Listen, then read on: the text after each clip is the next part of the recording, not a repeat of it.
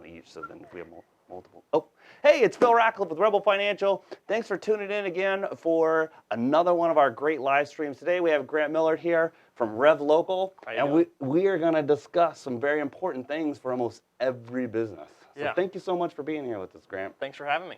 Awesome. Well, we're going to dig right in. This is one of my personal favorites. I don't know if you know us, you've looked up, you've Googled, you see that we care a lot about our marketing and about our digital content. And so we thought that this would be great to share some of our experience and then get a professional in here like Grant with one of an awesome local company here in Columbus to help discuss this. So, Grant, tell us a little bit, what is digital marketing? Wow, that's a loaded question. But digital marketing is basically the idea for businesses to be found, chosen, and easy to work with online to help transfer online traffic to actual dollars and cents. So RevLocal prides yourself in being the leader in personalized digital marketing, because we know not only every industry is different, but also every business is different within the industry. So we partner with businesses to help them maximize their online presence by getting their name out there more and more, and also making people feel more comfortable to use them once they do find them. So in a nutshell, it's just being able to interact with potential consumers or former consumers that you've already done business with to maximize the chance of people coming back or coming to you. Awesome. I actually was in a self-help kind of like seminar thing recently, and we were talking about, traditionally the best way to get new clients or new customers was from referrals. Yeah. And I still don't necessarily think that that's changed too much, but when we were talking about it, I said, we get 2 times as much from our internet stuff than we do from actual referrals. Now some of that's from the fact that our existing clients wrote us reviews, which is kind of like... Yeah, an online referral. Yeah, there you go. Yeah. But it's like streamlining so that people can get the information about you. It is. Better. And it's still, I guess they kind of go together. They do, yeah. What we're finding, too, is that even the referrals you do get will probably have an option to where even if they just Google you to find out where you're located or what your phone number is, your online presence becomes the validator, and even the way to get to you. I mean, we've had situations. I think the statistic is only you remember only like 30% of what you hear. So so I think there's a common misconception with businesses that they actually 100% of people who are referred to me actually come and do business with me, and statistically speaking, it probably is only around 30. Sure. Especially if you don't have a solid online presence, because if people can't find you after they've been referred to you. I mean, have you ever had someone say, "Hey, I just went to this great place," or I had my front porch done and it's amazing. I can't remember the exact phone number for the guys, but I'm sure you can find it online. Sure. And absolutely. so then they'll go online, and we've had a lot of times this happen. Well, they'll go online and they'll find someone that's kind of close, but it's not the same thing. So you'll lose a referral to your competitors because your online presence wasn't solid enough. And I do that all the time. When somebody says something about this, I'm just going to Google them. Right. And then, personally, I'm a review person. I love reviews. That's why I buy most things on Amazon, because if something's got more than 4 stars, I'm probably going to be happy with it. Right. Yeah, exactly. So. and I think the statistic is that 86% of consumers will not just look at your star rating, but read your online reviews before making a purchasing decision. We have more reviews, I think, than just about any other financial firm in the U.S. And we've gotten 2 specific new clients that said, "I chose you because you have 5 stars." Yep. Yep. And the financial planning world's kind of weird with testimonials and that kind of stuff. So kudos to you guys for actually being able to. Well, the SEC changed it like 2.5 years ago. Okay. They basically said if you use a third-party service in which you can't control negative reviews, remove them. Right. Obviously, if somebody is not happy, you can try to make them happy and right. change their review, or that you can't change the order. Of how things are displayed, then you can use online reviews because that actually helps consumers. And in the past, people that manipulate, say, their reviews or then that pretty much is deceptive sales practices. Right. Even though a lot of people are like, no, that's just good marketing. Well, I guess it's a gray area right there. Yeah, it is. Yeah. But our industry is regulated. We were talking about regulation before we started. So let's just dig in a little bit. Okay. You guys have 4 primary services. Yes. Local search. And then review marketing, just like we were talking about, paid advertising, and social media content. So let's dig into the first one there and just tell us a little bit about it. Yeah. So local search marketing is we got an example up here that you can use, and you can Yeah, exactly. Just So zip it local up and search down. marketing is what I like to call really the foundation of all online presence. The kind of the byproduct of local search marketing helps your business be found specifically in this section of Google. You've done a Google search, you've seen there are different elements to it, and they all have their own ranking factors, and they all have Yes. their own elements of why certain people show up where. So this is called the Google local search, Google, the map and push pin section, the maps. I mean, there's several names people call it, but the idea is that these are actually profiles on Google for specific businesses, specific business listings that Google has that are actual real, either brick and mortar or local businesses. Absolutely. So how Google decides who to show on this list is complicated, and there are a lot of different ranking factors to it. But the and they keep changing. They do. Too, They right? do. They do. They change it all. I mean, sometimes monthly. I mean, how different it is in terms of what they look at to determine who's shown where. But the major thing is it's based on your location. It's based on your prominence online or your presence overall, how much of a presence you have, like your authority. Exactly, online, and then of course the relevance to the search. So when you're searching for a financial planner, you're not going to get a car dealer on your search result, right? Hopefully. So it's the middle one. It's that the presence analysis that Google does that determines whether you're legitimate or whether you're not, and whether they want to show you here. Because the better results they show you, the more people are going to use Google. And this comes up more up front on the mobile as well too, right? Yes. Because a lot of times people are trying to figure out where to go or get a phone number. Or Exactly. Right? And so we see we're on a desktop right here. So you just have the website and directions option. If you're on a cell phone, you can actually click to call directly from this map section of Google. Use that multiple times and it's convenient. Yeah. So what as a result, you can that's the easiest thing people go. It's about 60% or so, 55 to 60% of all traffic on a Google search will go to one of these three businesses. And so for most professionals, this is super important because if somebody's looking for a doctor or for a restaurant or for a planner, most of the time they're going to use somebody local. They're not looking nationally. They like to. The face-to-face element is still around. They do want, especially when it comes to those types of industries, and obviously a restaurant. You want to make sure that you're not going to drive 2 hours to go to a restaurant unless you really, really want to go to that specific restaurant. So if it's just more of an impulse buy, which most restaurant purchasing decisions are, you're just going to get on your phone, okay, what restaurants are around? And the other thing that's funny is we're actually starting to treat business listings in the same way we treat people's phone numbers in our phones. We don't really memorize phone numbers anymore. That's true. So we're like, okay, I just know who to call. How do I get here? Exactly. So we're almost treating Google searches now, or not just you and I, but just the overall consumer behavior is shifting to. We don't need to remember that. We don't need to remember it. Exactly. I don't need to remember what restaurants are around here. But chances are, even the most loyal customers will not choose a business that they love as often if they don't have a solid online presence. And I think you mentioned it already, but we kind of skipped over it. Is you could click here to see a bunch more, but like what you said, is most people are going to take these top ones that are just on the main search page. Right? Typically how the phrase, "Give me your 30-second elevator pitch." Yes. Okay, the attention span in person, if 30 seconds is 2 seconds online, so you have to be able to give people enough reason to choose you over another business within about 2 seconds, and if people aren't going to click down here and scroll through that in just 2 seconds. So it's the buying cycle or looking for businesses online for internet searches is really, really small, especially for impulse buys like restaurants or even just doing research. I mean, they're gonna choose. All right, there's 3, 4, maybe 5 or 6 businesses at most that they're going to look at to figure out who has what they need. And if you're not in that top 6 or especially top 3, then... And then doing a lot of the stuff that helps you here also helps you down with the organic results Exactly. well too. So what's organic for people that don't know the difference between paid and organic? Yeah, so paid is actually up here. So you're actually paying Google to get up here. These are actually Google ads. They used to be yellow, then they changed to green. Now they're green, like with a little box right there. So and I clicked on it. Sorry. No, it's all right. So what just happened is I clicked on that ad. So who did I click on? So Edward Jones is going to pay some money for that. So Edward Jones just paid Google for that click. Sorry, Edward Jones, if you're watching. So this is where you're actually bidding to. I'm willing to pay this much per click of people on this. Yes. Then technically, the local element is organic, and the list of websites is also organic. So, and when I say organic, what that basically means is it's based upon Google's algorithm, not based upon how much I'm paying. So you can't actually pay to get these things Supposed to be the most relevant. Yeah, exactly. You're not paying Google directly. Now it's becoming more of a pay-to-play game because you have to make sure it's more professionally optimized.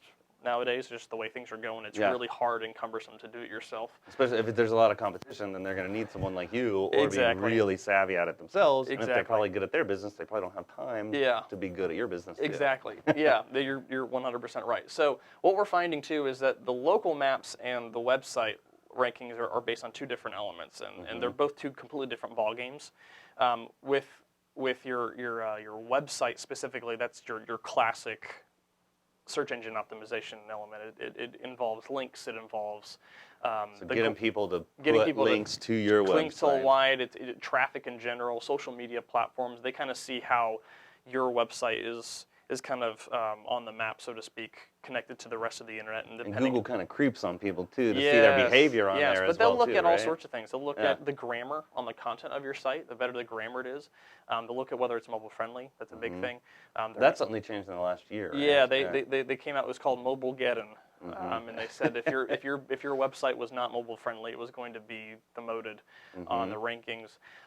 It's becoming really, really complicated. But here's something I think you'll find interesting. When it comes to actual traffic, organic's going to be the most traffic. But there's but not all traffic is created equal, so to speak. So there's traffic. And then there is traffic that is actually the most likely to turn into a sale. So when someone is actually looking for a business with a buying intent, and that's really important. And what we're finding is that when people are in the buying mode, 90% of the time they're not going to scroll beyond the maps. They're going to start. They're going to do ads and local. They're going to if they're in immediate, they're going to click on an ad because it's right in front of them. It's the top of the page. They need something quick, and especially for businesses that have more of an immediate call to action. Sure. Like I would imagine the smaller the ticket value too. People. Well, not necessarily smaller the ticket value, but also you think of like emergency services, like a business that there's water in my basement. Yeah. My house just caught fire. I need this to be reconstructed. Those kind of businesses that we're going to get in, we're going to minimize the damage so that we can rebuild, and it's not going to cost you $1 million to rebuild. Yeah. That's where ads are really important because they're just looking for the first thing they find. Especially because if we're on a phone, most of these ads will also include a click-to-call option as well. So they're calling immediately. Yeah. And then the map section is more so. So you got 40% or so, well, less 30% of people click on the ads with buying intent. Yes. Okay. And then 60% of buying intent on the map section. So being found here is probably almost none down here. Very, very few. Yeah, you'll have about 10% will actually scroll down to the websites. And because people realize, you can find a website right here. Sure. And I know it's a local business, and also, this is Angie's List. Yeah. For example, this is financial. That's another local guy. Another local guy. Some of these people are actual businesses, but you're also competing with Wikipedia down here. You're also competing with Amazon. With information. With information. Yeah. So that's why you're going to have most of the traffic as far as impressions go. So when people are doing research, they want the organic. When people are buying, they want a business. Exactly. Yeah. Which is why local search is so important, because how optimized your local presence is will also determine the quality score of your ads. And there's several different things that local search will then will affect ads and vice versa, especially now that you can include. There are a lot of things Google's changing, but they're finding that local intent element is getting people to use Google more and more and more, and that's really where their bread and butter is becoming. So let's skip ahead to reviews. Like, how important are reviews? Like when we look at businesses, or so say for example, here's ours. But, yes. So reviews are becoming a huge factor. With RevLocal, it's we say a lot: be found, be chosen, be easy to work with. So local search is designed to help you be found on that map section, which is huge. Yes. And it's also the foundation of all your entire online presence strategy. It's a long-term thing. It takes a long time. And reviews are actually a big part of it, which is why we also have a service that's review marketing. It's hard to get reviews. It is, and it's hard to get reviews. So we make it. So what we are able to do is make it really easy for people to leave online reviews. We want to market those online reviews, like on microsites, and there's several different things that we do that help those reviews become more visible, whether you ever go to Yelp or Facebook or Google. But the importance of online reviews is actually the only thing that checks two boxes. It pleases the search engines, and it pleases the consumers. Statistically speaking, the Harvard Business Journal did a study 3 or 4 years ago. They wanted to know, okay, we know online reviews are important, but we want to know how much they actually affect my pocketbook. Yeah. Right? So how much does it affect revenue? And what they found was, on average, if your business changes up or down a 1 star, so right now you have a 5.0 star rating, 21 reviews, that's fantastic. If you were to drop to 4, or even a 4.2, for example, there's a chance, and statistically speaking, there's a very high probability that you would actually decrease 5 to 9% of your revenue for the year. Wow. On average. And the same as someone who has a 3.9, if they jump to a 4, it's going to go up. It could go up 5 to 9% in revenue. So reviews are becoming huge because it's one thing to be found online. Yeah. It's a whole other thing to be chosen online. Absolutely. I just finished reading a book about the sharing economy, and one of the most important things on there is, in the past, we only dealt with our local communities because there was social pressure to do the right thing for people and it would come back. Yeah. But with online reputation and reviews and getting stuff, social you're pressure. held accountable on a much bigger stage, bigger competition, which means it could be a higher quality product. And I mean, you think about how, especially the millennial culture, how many millennials won't even download free apps on their phone that aren't at least 4 stars. Yeah. I mean, this is something it's that's a waste free. Of time. They know it's free, but they trust those reviews to the point where they're not even willing to go through the cost of hitting download and checking the app out if it's not even using their bandwidth. Exactly. So exactly. So let's skip ahead a little bit and just say, what do you think, industry-wise or business-wise, and some of the things that we've talked about? Obviously, I think almost anybody could benefit, but what do you think are some of the best industries or businesses that benefit from each of those different categories? Yeah, so like, as you said, all businesses really can benefit, but I almost try to think of businesses, and not necessarily in terms of industries, but in terms of buying cycles. Okay. So you classify specific industries, in my mind, by their buying cycle. So impulse buys, like restaurants, or things where they need it like right away, like emergency services. Those are some of the businesses that really are impacted there, because that's something that you just need right away. You need someone quick, or you're not going to spend a whole lot of time. Because if you hire the best person that gets you to number 1, there's a huge difference between number 1 and number 2 and number 3. In a sense, yeah. But I mean, so I'd say like people that impulse buy, so restaurants, emergency services, people where that people might not think have someone in their mind they want right away, or something that they're going to make a very small buying cycle decision. Someone they're going to find somebody. Yeah. They find someone that fits what they need, okay, and they're going to go there. Yeah. So hardware store, that is another example. So a lot of retail businesses as well. When you're looking for something specific, but it's not a huge deal, there's a lot of businesses that could fulfill that need. Yeah. Right. The other one would be businesses that have a more of a longer term buying cycle in terms of the research that has to be done. So like if you're more of a niche business, so it's a big, so like us, or exactly, someone that you're only going to make this decision maybe once or twice in your life, and you need to do some research because you want to make sure you do the right decision. So this is the reason, like financial planners are big. So are insurance agents, lawyers. So the professional services realm of things, but you're also only going to need a mattress store once or twice in your life. You're only going to need things where. Or a realtor, once or twice in your life. And, those are the types of businesses where you're only going to have to use this business every so often.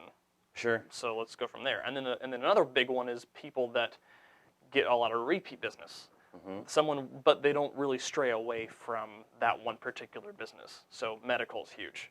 People go to the same dentist unless the dentist screws up most of their life. Generations of people. Absolutely. So when you are not being found online, and you have a young family that chooses to do business with you, or let's go the opposite route. Say they choose to do business with your competitor. Yeah. If they go there and they have a good experience, chances are you didn't only lose one patient visit, you lost that patient for 50 visits in addition to their kids, their spouse, and everybody else. So not being found online seems like it's only trivial. Yeah. But chances are, I mean, and then not to mention the people that they refer you to. I think you're right on the market. I mean, like, Because I think healthcare is something that needs a lot more competition, but there's been more demand than there has been supply in the past. Yeah. And so they haven't really had to provide Yep. customer service and what so. But I think that's going to change. I was just at a conference where technology-wise, they were talking about how much technology and apps and remote stuff Yeah. is going to take the place of a lot of in-person things, and that's what's going to save us from like crazy Exactly. rising healthcare costs. But once you start to do that, what starts happening when there's a lot less demand for an actual doctor or physician or what so? Exactly. Hopefully, You got to the best ones are going to rise to the top. exactly. you And know, if you're so- not being found there, I mean, even just today, I mean, evolving with the future is something that RevLocal always wants to make sure that our clients are in the best way. And what's great about what we do is, regardless of whether you're a restaurant or a medical, a doctor, or a dentist, or something along those lines, or a contractor, we actually have, like, I'm just the consultant. I mean, I go in and I talk to these businesses. People specialize with those different businesses. Yeah, but we actually have our digital marketing strategists that are some of the sharpest in the business, not just on helping your business be found, but they're educated just as much, and in some cases more so than their clients, about their industry. Yeah. So I mean, I know that there's some specific people I know who are probably just as knowledgeable about any car dealer in the world, or any hardware store or contractor. I mean, they could probably run their own business if they wanted to, but they're just able to make sure that their clients are found in the position where people are looking for them and are ready to give them their credit card information. Okay. So let's finish up this with one piece of actionable, probably the most important thing that our viewers can walk away with today and implement. Yeah. So there's actually two things. They're really easy, Okay. because they kind of tie together. So if you notice, one thing that you're really good at is digital marketing, and you've done these two things. But this is your Google place page. Googling your name, and right here, I can't tell you how many businesses haven't actually gone on here and claimed it, or doesn't even exist. So Google yourself and make sure that you have a profile, and if you've claimed it, you'll know if you claimed it because it'll ask you, do you own this business? Yes, I remember doing that Yeah, a few exactly. years ago. Yeah. So go on, make sure you, Because they send you something in the mail. exactly. To, They'll either call you, and Yeah. you'll give you a 5-digit code, and you can then claim it. And then once you claim it, make sure you add your business hours. You add your information. If you have a website, make sure you put your website on there. Make sure that you have pictures and stuff, because that's a big deal as well.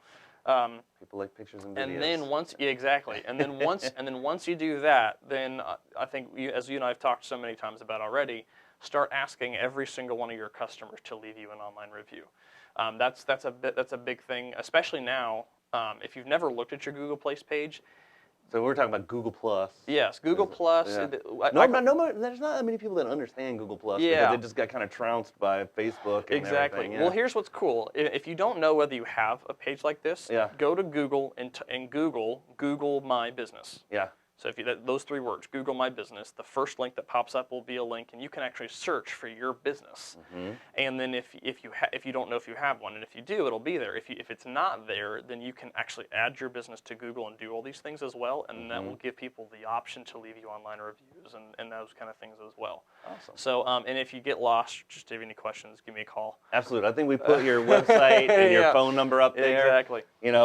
Obviously they've done a good job on themselves. So if you just start typing Rev, it comes up as like the second suggestion of going there. So check them out. They've got a great website. Yeah, please do. For finding everything. Not only that, guys, but our marketing team and our content people are amazing in putting out a lot of amazing content. So if you have any questions about kind of how local search works, or some action steps that you can do, or even just tips about review marketing or paid advertising or social content, if you go to RevLocal.com and you actually click on this Learn button, we have blogs, videos, and different industries and case studies that we have that you can go and watch and educate yourself as well. So similar to kind of how what you guys do, there are so many different things about the automotive clients and different things as well that really have done some great things. So there's a plethora of information, and then if you want a more personalized approach, you want to see, okay, well, I get this, there's some cool stuff out there, but I want like my business to be looked at. Is the internet making me money, or am I losing money because of my online presence? Give me a call. I'd love to do some research and figure that out for you, free of charge. And then if you want to become a client of RevLocal, I can show you what that looks like as Awesome. well. Well, thanks for coming out, Grant. We Thank you. appreciate it.